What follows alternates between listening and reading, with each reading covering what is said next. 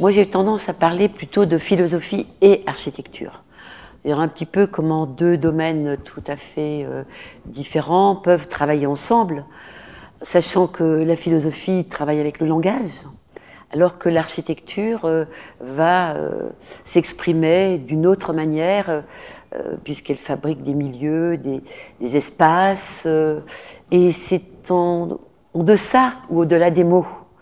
C'est pour ça que c'est un peu cette interface entre l'architecture et la philosophie, c'est partager la pensée, partager la capacité à inventer des milieux de vie. Je pense que c'est ça ce qu'on a en commun entre architecture et philosophie.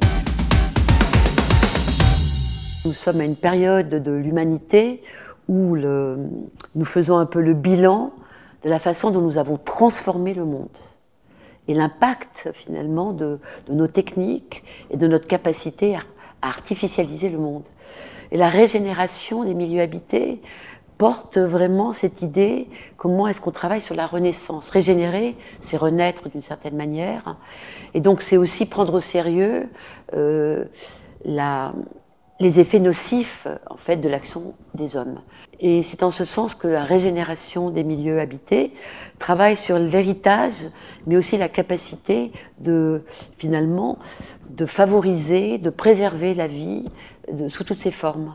Régénérer, c'est certainement prendre au sérieux le déjà là, l'existant, prendre aussi au sérieux la réalité humaine, de l'être humain, qui est un être qui a un corps, qui a des sens, qui se trouve donc dans une certaine capacité de rencontrer le monde. Oui, incontestablement. Je pense que cette question de l'harmonie revient comme une question très très contemporaine. Et je pense que beaucoup de personnes qui travaillent sur la question artistique ou philosophique reviennent sur cette notion de l'harmonie comme quelque chose où il faut arriver à faire tenir ensemble des choses très contradictoires. On fait tenir ensemble les contraires, articuler les contraires. Et l'harmonie revient comme une rengaine finalement, comme une ritournelle dans la question de l'architecture. De telle sorte que finalement cette question d'harmonie revient, on ne va pas pouvoir dire qu'est-ce que c'est que l'harmonie, c'est un sentiment, un état d'être. Ni l'un ni l'autre, mais amis de l'architecture, de l'urbanisme et du paysage.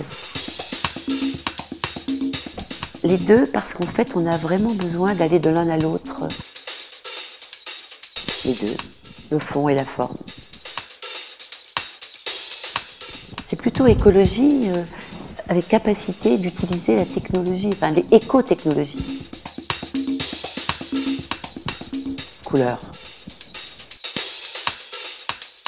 Le rêve pour que la réalité soit plus agréable. Recherche. Présent.